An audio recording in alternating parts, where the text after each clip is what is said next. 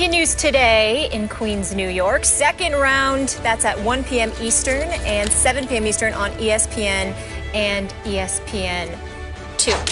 Meanwhile, a federal judge let the air out of Deflategate Thursday, erasing New England quarterback Tom Brady's 4-game suspension. U.S. District Judge Richard Berman said NFL Commissioner Roger Goodell went too far in affirming punishment of the Super Bowl winning quarterback. The written decision frees Brady to prepare for the September 10th season opener against the Pittsburgh Steelers. That's in Foxborough. Shannon, let's start with you. What impact will this decision have on the Patriots season? I think they're the favorite in the AFC. I mean, I think Rob Gronkowski is the second most dominant player in the National Football League behind J.J. Watt. He is spectacular. Julian Edelman has carved out his niche. He's Tom Brady's favorite guy. He's going to get 100 catches. Amendola, if he can stay on the field, you know, he get nicked up from time to time, but he's a solid receiver. The running game by committee is going to be Gray one week. It's going to be Blunt the next week. The thing that concerns me, the reason why they got really, really good is that they had two corners that could shut you down. No question. And Coach Belichick and Patricia could dial up different exotic looks and could really scheme you. They could really take things away from you because they were not worried. Darrelle Revis and Brandon Browner had the outsides locked down. Now, with those two guys missing, and you bring in Malcolm Butler, the Super Bowl hero, but he was a second, third corner. Now he's going to move to number 1. Yep. And now your number 3, 4 corner is going to move to number 2. So now you got new guys coming in, and they're 5 and 6 guys. So the only thing concerns me is their defense, but they might struggle a little early. But if you know anything about a Coach Belichick team, as the season progresses, they progress. So I'm not worried about the Patriots. They're going to be what they normally are, 12-4, 13-3. The irony of this question is I had already picked the Patriots to win the AFC and get to the Super Bowl even if Brady missed the first 4 games. Wow. So I think I better stick with that. That's all in. I think I'm okay. You had a lot of confidence in Garoppolo, huh? I thought they'd go 1-3 and Brady would come back on a terror of a mission. The way he played in 2007, remember, after Spygate? Yes. Now, he did have that guy, that Randy Moss guy. That helped. That helped. But they tore the league apart. They stepped on people's throats. You remember that they would run it up on people like crazy? Don't be surprised if this repeats itself. Because I am looking for that, except I was looking for it in Game 5. Now I'm looking for it on opening night against those Pittsburgh Steelers. Brady has the widest disparity of split personality I think I've ever seen in an athlete, because off the field, which is what threw people a curve about his handling of this Deflategate publicly, where you kept saying, I don't think I'm a cheater. You know, that guy, that aw shucks guy, who works hard at giving little to nothing to the media. It's always, we did okay. We're going to try to do better next week. Then somebody else, when the switch gets flipped, Psycho Tom comes out on the field, and he's a madman. I've never seen a star quarterback play with more emotion during a game than Tom Brady does. Have you? Running to the end zone and headbutting Gronkowski? Yes. I mean, who would do that? He can get away with it because he's Tom Brady. People don't question it because he's been doing it so successfully for so long. It's not a form of rubbing it in or trash talking or taunting. It's just Brady being Brady. He's just excited about the touchdown pass he just threw.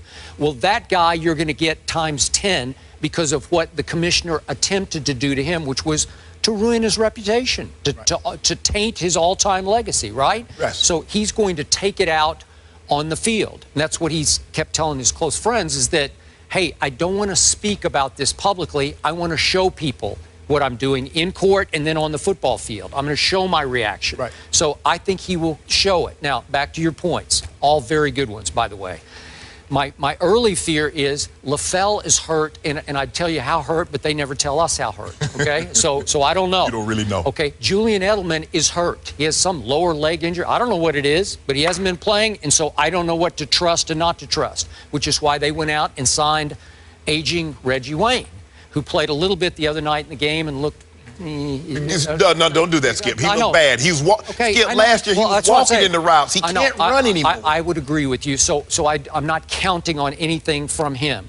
And they signed that kid Brandon Gibson, and he got hurt, and he went on IR, so he's gone. They cut Josh Boyce. So the receiving core is a little thin right now, except for the guy you talked about, I disagree with your J.J. Watt position, but that's for another day because we did that so hard yesterday. Yeah. But in this case, the second most dominant, you could argue, is the first most dominant, is Gronkowski. So if you got Gronk, you got a chance, right? Yes. Okay, but I'm not sure about the receiving core. Then across the football to the corner position. I always tell Molly, I watch preseason games for one reason and only one reason only, flashes. Yeah. I want to see flashes from Malcolm Butler, and I saw a whole bunch of them.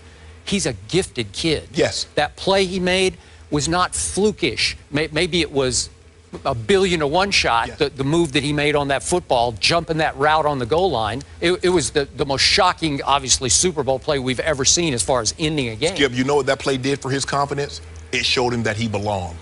I remember my first touchdown, I caught it against an All-Pro and Kevin Ross. Wow. From that moment on, I believed that I belonged in the National Football League. So he made that play in the Super Bowl.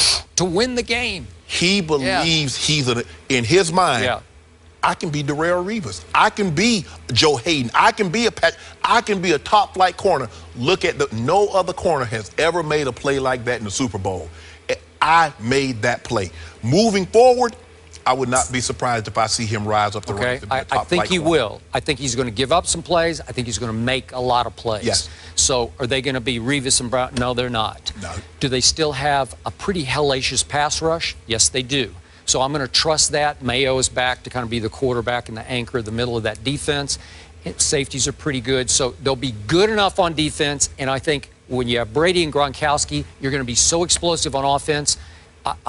Man, I probably should amend my record now. I could see 13-3.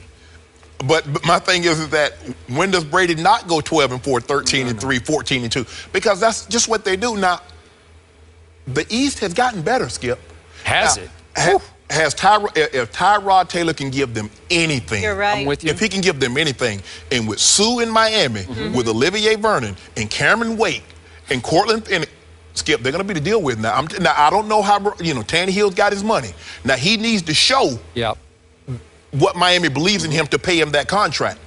The Jets, I just don't trust Fitz because I've seen him and he's got a lot of money in Buffalo and then he was in Texas and he was all over the place. But one thing, he'll flash and then he'll disappear. Defensively, he's not bad.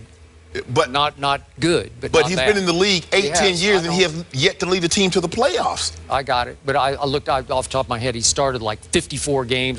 He has a lot of experience. But he's not over 500, though, Skip. I got it. But I'm not making a case. But defensively, everybody in that division has gotten better. I don't know if anybody's gotten any better offensively. Okay, here's the point. Buffalo, and we were up there. Yeah. That's a loaded football team. Ooh, deep and loaded. In all phases of the game. The New York Jets, that's a loaded football team, especially on the defensive side. Yes. Loaded team, and Todd Bowles will do great things as a quasi-defensive coordinator. I mean, he's the head coach, but he can really coach defense. Miami, I give you Sue, and I'm not saying that's a loaded team, but it's a better team than it was a year ago. The defense is legit. Okay? Now, one team in that division has Tom Brady and nobody else does. Okay, so that's what it boils down to.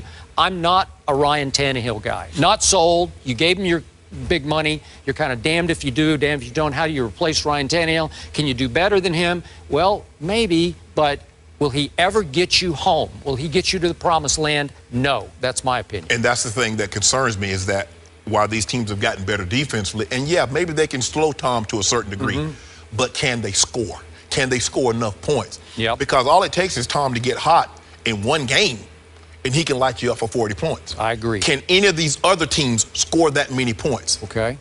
So here's my last point. We didn't bring him up because nobody cares except maybe me and some Patriot Nation fans.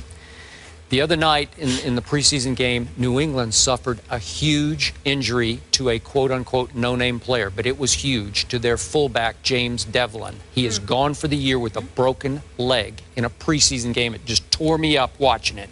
Freakish, got turned around, snapped his whatever it was, tibia or whatever, broke his leg. He was a key blocker for the run game that obviously helped complement the greatness of Tom Brady. I think it's really going to hurt that run game because there's no obvious replacement for a guy like, you know how valuable those guys are. They're hard to find. I'm talking about that 250-pound bowling ball blocker who can also catch it out of the backfield. There you go. There you go. All right? It's a huge loss. And right now, if Tom Brady were sitting here, he'd say, I'm worried about that. We don't have that. So now the responsibility is heaped even more on the shoulder pads of number 12. They might have to throw the football a little more than they want because they don't have the blocking back. I never really worry about the Patriots as long as 12 is under center. When he leaves, I'm going to be extremely worried. But as long as he's there, if you're a Patriots fan or a Patriots player, you should sleep really well at night knowing 12's got our back. There were quarterback questions top to bottom in that AFC East division, but no longer with the New England Patriots because Tom Brady will be playing Week 1. That is Thursday when they host the Steelers. Speaking of that, after the break, our NFL analyst Mark Schlereth will join us to discuss this Deflategate business.